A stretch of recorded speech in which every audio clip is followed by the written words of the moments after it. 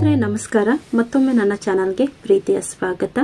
welcome back to my channel ಈ ಒಂದು ವಿಡಿಯೋದಲ್ಲಿ ನಾಡಪ್ರಭು ಕೆಂಪೇಗೌಡರನ ಕುರಿತಂತೆ ಪ್ರಬಂಧ ರಚನೆ ಬರುವುದು ಹೇಗೆ ಅನ್ನೋದನ್ನ ತಿಳಿಸಿಕೊಡ್ತಾ ಇದ್ದೀನಿ ಬೆಂಗಳೂರಿನ ಸ್ಥಾಪಕ ಪಿತಾಮಹ ಕೆಂಪೇಗೌಡರ ಬಗ್ಗೆ ಪ್ರಬಂಧ ರಚನೆ ಇನ್ನೇನು ಕೆಂಪೇಗೌಡರ ಜಯಂತಿಯ ಸಂದರ್ಭದಲ್ಲಿ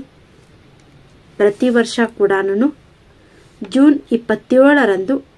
ನಾಡಪ್ರಭು ಕೆಂಪೇಗೌಡರ ಜನ್ಮ ದಿನಾಚರಣೆಯನ್ನ ಅಂದ್ರೆ ಜನ್ಮ ಜಯಂತಿಯನ್ನ ಆಚರಣೆ ಮಾಡ್ತೀವಿ ಈ ಸಂದರ್ಭದಲ್ಲಿ ಬೆಂಗಳೂರಿನ ಸ್ಥಾಪಕ ಪಿತಾಮಹ ಕೆಂಪೇಗೌಡರ ಬಗ್ಗೆ ಪ್ರಬಂಧ ರಚನೆ ಮಾಡುವುದು ಹೇಗೆ ಅಂತ ನೋಡೋಣ ನಾಡಪ್ರಭು ಕೆಂಪೇಗೌಡರು 16ನೇ ಶತಮಾನದಲ್ಲಿ ಕರ್ನಾಟಕದ ಪ್ರಮುಖ ಪ್ರದೇಶಗಳನ್ನು ಆಳಿದರು ಇವರು ವಿಜಯನಗರ ಸಾಮ್ರಾಜ್ಯದ ಸಾಮಂತರಾಗಿದ್ದರು ಇವರು ಪರೋಪಕಾರಿ ಸಹಾನುಭೂತಿಯುಳ್ಳಂತಹ ಆಡಳಿತಗಾರರಾಗಿದ್ದರು ಇವರನ್ನು ಬೆಂಗಳೂರಿನ ಸ್ಥಾಪಕ ಪಿತಾಮಹ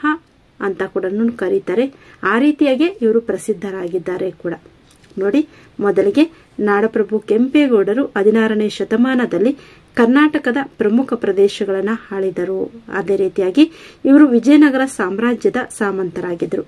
ಇವರು ಪರೋಪಕಾರಿ ಸಹಾನುಭೂತಿಯುಳ್ಳಂತಹ ಆಡಳಿತಗಾರರಾಗಿದ್ದರು ಇವರನ್ನ ಬೆಂಗಳೂರಿನ ಸ್ಥಾಪಕ ಅಂತಾರೆ ಪಿತಾಮಹ ಅಂತಾರೆ ಈ ರೀತಿಯಾಗಿ ಇವರು ಪ್ರಸಿದ್ಧಿಯಾಗಿದ್ದಾರೆ ನಾಡಪ್ರಭು ಕೆಂಪೇಗೌಡರು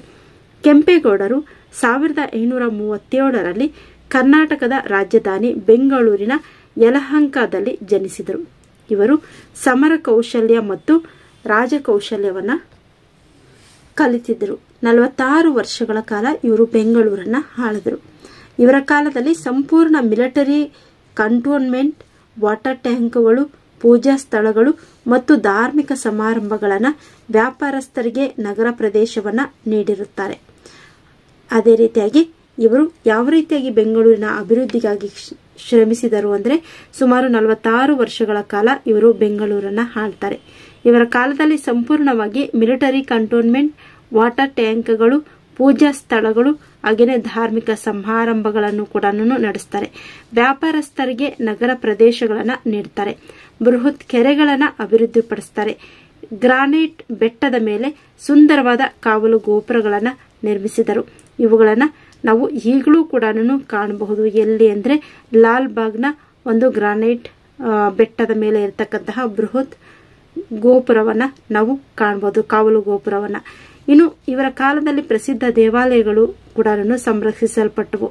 ಅವುಗಳಲ್ಲಿ ನಾವು ಗವಿ ಗಂಗಾಧರೇಶ್ವರ ದೇವಾಲಯ ಇರಬಹುದು ಅಥವಾ ಹಲಸೂರಿನ ಸೋಮೇಶ್ವರ ದೇವಾಲಯ ಇರಬಹುದು ಹೀಗೆ ಪ್ರಸಿದ್ಧವಾದಂತಹ ಬೆಂಗಳೂರಿನ ದೇವಾಲಯಗಳು ಕೂಡ ಸಂರಕ್ಷಿಸಲ್ಪಡ್ತವೆ ವಾಸ್ತುಶಿಲ್ಪ ಆಧ್ಯಾತ್ಮಿಕತೆಗೆ ಸಾಕಷ್ಟು ಪ್ರಸಿದ್ಧಿಯನ್ನ ಪಡ್ಕೊಳ್ತವೆ ಈ ದೇವಾಲಯಗಳು 1906ರಲ್ಲಿ ಶಿವಗಂಗೆ ಗಂಗಾಧರೇಶ್ವರ ದೇವಾಲಯದಲ್ಲಿ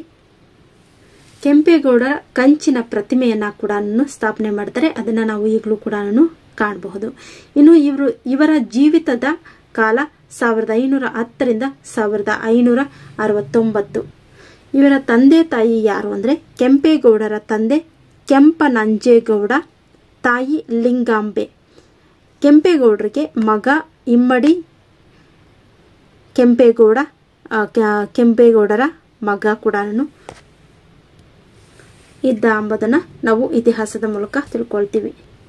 ಇವರ ಕಾಲ ಬಂದು 1510ರಿಂದ 1569 ವಿಜಯನಗರ ಸಾಮ್ರಾಜ್ಯದ ಸಾಮಂತ ರಾಜ್ಯವಾದ ಯಲಹಂಕ ನಾಡಿನ ಪಾಳೇಗಾರರಾಗಿದ್ದರು ಕೆಂಪೇಗೌಡರು ಹಂಪಿಯ ವೈಭವವನ್ನ ಕಂಡು ಬೆರಗಾಗ್ತಾರೆ ದೂರದೃಷ್ಟಿಯಿಂದ ನಿರ್ಮಿಸಿದ ಬೆಂಗಳೂರು ನಗರ ಇಂದು ಕರ್ನಾಟಕದ ರಾಜಧಾನಿ ಕೂಡ ಆಗಿದೆ ಕೆಂಪೇಗೌಡರ ದೂರದೃಷ್ಟಿಯಿಂದ ಈ ಒಂದು ಬೆಂಗಳೂರು ಸಾಕಷ್ಟು ಅಭಿವೃದ್ಧಿಯನ್ನ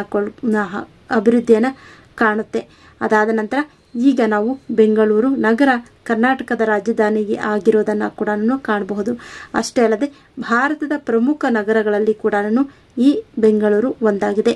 ಇವರನ್ನು ಅಂದ್ರೆ ಕೆಂಪೇಗೌಡರನ್ನ ಕೆಂಪಯ್ಯ ಅಂತ ಕರೀತಾ ಇದ್ರು ಕೆಂಪರಾಯ ಅಂತ ಕರೀತಾ ಇದ್ರು ಕೆಂಪೇಗೌಡ ಅಂತ ಕೂಡ ಕರೀತಾ ಇದ್ರು ಬೆಂಗಳೂರು ಕೆಂಪೇಗೌಡ ಎಂದೆಲ್ಲ ಕರೀತಾ ಇದ್ರು ಕೆಂಪೇಗೌಡರನ್ನ ಬೆಂಗಳೂರಿನ ನಿರ್ಮಾತೃವಾದ ಇವರು ಕ್ರಿಸ್ತಶಕ 1569ರಲ್ಲಿ ಮರಣ ಹೊಂದಿದರು ಇದಾಗಿದೆ ಸ್ನೇಹಿತರೆ